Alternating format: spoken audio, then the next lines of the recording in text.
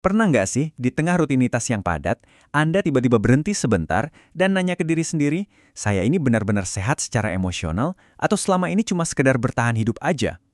Di dunia modern yang serba cepat dan penuh tekanan ini, batas antara keduanya sering banget jadi buram. Nah, selamat datang di bedah materi kita kali ini. Hari ini, kita bakal membongkar dua riset akademis yang sangat krusial soal kesehatan mental, dan ini relevan banget dengan keseharian kita. Kita akan menelusuri bagaimana sebenarnya dukungan psikologis itu bekerja.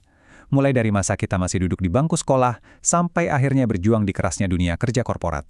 Kita bakal lihat gimana wujud stres kita berevolusi, dan yang paling penting, gimana sistem di sekitar kita beradaptasi untuk terus mendampingi kita. Oke, mari kita selami peta pembahasannya. Kita punya 6 poin hari ini. Pertama, epidemic stress modern. Kedua, ujian masa remaja. Ketiga, kecemasan orang dewasa. Terus kita masuk ke proses konseling, melihat hambatan bersama yang sering muncul, dan ditutup dengan kekuatan kesejahteraan mental. Masuk ke bagian pertama, epidemic stress modern. Ini ternyata jauh lebih rumit dari sekedar tidak adanya penyakit mental. Sebelum melihat datanya, kita samakan frekuensi dulu ya. Menurut konsep dari Carol Reeve, kesejahteraan psikologis itu nggak cuma soal saat kita merasa nggak sakit atau nggak depresi, nggak sesederhana itu. Ini adalah sebuah kondisi multidimensi. Artinya, Anda bisa menerima diri sendiri apa adanya, punya hubungan sosial yang positif, merasa punya otonomi, tahu tujuan hidup Anda, dan bisa menguasai lingkungan tempat Anda berada. Ibaratnya nih, punya akar psikologis yang benar-benar kokoh. Dan informasi fundamental kita hari ini bukan cuma teori di awang-awang, tapi ditarik langsung dari lapangan. Salah satunya adalah riset solid dari jurnal Muhafazah yang meneliti siswa-siswa di SMP IT An-Nida. Studi ini ngasih kita cermin yang real banget tentang apa yang lagi dialami sama generasi muda saat ini. Nah, itu membawa kita ke bagian kedua, ujian masa remaja. Tentang konseling sekolah dan tekanan menjadi dewasa. Masa sekolah sering banget kan diromantisasi sebagai masa paling indah. Tapi coba deh perhatikan data ini. Porsi stres paling besar buat adik-adik kita di sekolah, yaitu 35%, ternyata datang dari hubungan sosial.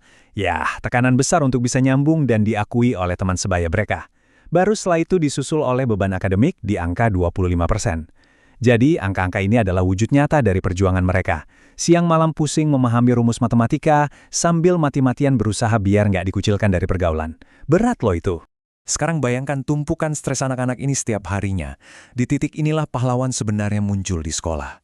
Data dari riset mencatat, guru bimbingan konseling di sekolah tersebut secara aktif harus menangani sekitar 150 siswa setiap minggunya. Wow, ini jelas bukan cuma duduk nunggu ada krisis atau murid berantem, tapi benar-benar sebuah upaya pemantauan proaktif yang luar biasa masif. Kita lompat ke fase berikutnya, bagian ketiga, kecemasan orang dewasa. Tentang EAP perusahaan dan stres di tempat kerja. Begitu kita lulus, jadi dewasa dan masuk dunia kerja, apakah stresnya hilang? Tentu tidak. Dia cuma ganti wujud. Riset dari Lutyens memetakan 4 tipe stres orang dewasa. Ada yang ekstraorganisasional seperti dampak krisis pandemi atau urusan keluarga. Ada yang organisasional, seperti batas kerja yang jadi super kabur pas kebijakan WFH. Ada juga stres kelompok karena komunikasi yang toksik atau bullying di kantor. Terakhir, stres individual seperti burnout dan cemas berlebihan. Saat pandemi kemarin memaksa kerjaan masuk ke dalam rumah kita, batas-batas ini hancur lebur kan? Tapi kalau kita tarik garis, benang merahnya ternyata sangat jelas. Konselor sekolah sibuk menangani tekanan nilai ujian dan pencapaian identitas sosial. Sementara di sisi lain, psikolog korporat melalui program EAP atau Employee Assistance Program menangani burnout dan konflik kehidupan kerja. Panggungnya beda, usianya beda, tapi misi penyelamatan psikologis yang mereka jalankan itu sama-sama vital. Lalu gimana cara mereka bertindak? Masuk ke bagian 4, proses konseling. Bagaimana institusi melakukan intervensi. Menariknya, alur yang dipakai sekolah dan dunia korporat itu sangat identik loh. Langkah pertama, selalu ada identifikasi dan asesmen untuk mencari akar masalahnya. Langkah kedua, intervensi konseling singkat. Nah, di lembaga profesional seperti Iradet Konsultan, sesi ini secara tegas dibatasi hanya 5 hingga 6 kali pertemuan. Kenapa?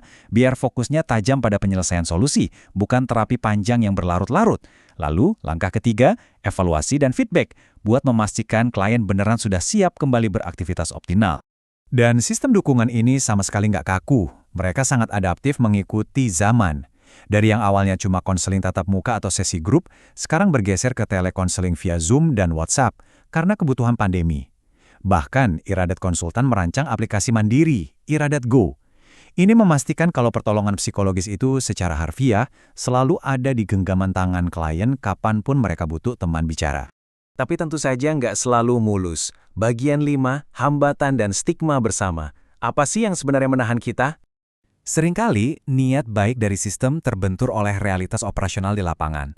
Kita bicara objektif sesuai riset ya.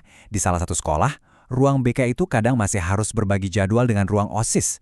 Coba deh, gimana caranya siswa bisa tenang mau curhat tentang masalah pribadinya kalau ruangannya nggak kedap suara dan sangat minim privasi? Ini adalah kendala logistik nyata yang sangat menghambat. Namun, percaya atau tidak, tembok terbesarnya bukanlah ruangan fisik, melainkan stigma. Ada satu kutipan riset yang menyoroti tajam adanya anggapan bahwa ke psikolog berarti tidak mampu atau tidak sehat mental. Kita harus berani mendobrak pola pikir usang ini. Ingat, meminta bantuan ke profesional itu bukanlah tanda Anda lemah. Justru sebaliknya, itu adalah bukti bahwa Anda punya keberanian untuk pulih. Ditambah lagi dengan rasa cemas soal kerahasiaan. Di kantor, pekerja sering takut karirnya bakal macet kalau bosnya tahu mereka ikut konseling. Di sekolah, siswa takut habis diejek teman-teman sebayanya. Ironis banget kan? Ketakutan akan ketahuan inilah yang justru bikin orang-orang yang paling butuh diselamatkan memilih mengunci diri mereka rapat-rapat dalam keheningan. Tapi apa jadinya kalau sistem ini berhasil? Mari kita lihat di bagian terakhir, bagian 6, kekuatan kesejahteraan mental dan hasil yang transformatif. Coba perhatikan baik-baik angka yang satu ini, 69,2%. Data lapangan dengan gamblang membuktikan bahwa program dukungan EAP yang dieksekusi dengan tepat mampu menekan angka absensi pekerja hingga nyaris 70%. Bayangkan dampaknya. Ini adalah bukti telak kalau investasi pada kesehatan mental karyawan itu bukan cuma sekedar formalitas HRD, tapi sebuah strategi brilian yang secara nyata mengembalikan produktivitas. Jadi, poin krusial yang bisa kita ambil adalah manfaat dari dukungan mental yang tepat itu benar-benar universal. Mulai dari anak muda berseragam sekolah hingga eksekutif dengan setelan jas. Bantuan psikologis menciptakan stabilitas emosi yang jauh lebih baik, mendongkrak performa kerja atau nilai ujian, dan yang terpenting mengembalikan kepuasan hidup. Pada akhirnya, ruang kelas dan ruang rapat memetik hasil kesejahteraan yang persis sama. Dari semua data dan fakta ini, kita bermuara pada satu pertanyaan reflektif untuk Anda. Kalau institusi tempat Anda berada sekarang menawarkan sebuah ruang aman, 100% rahasia dan tanpa penghakiman, maukah Anda menyingkirkan semua gengsi dan mengambil langkah pertama untuk bicara? Tolong diingat, kesehatan mental Anda adalah aset paling berharga yang Anda miliki. Terima kasih sudah menemani bedah materi kita kali ini. Tetap rawat pikiran Anda, dan sampai jumpa.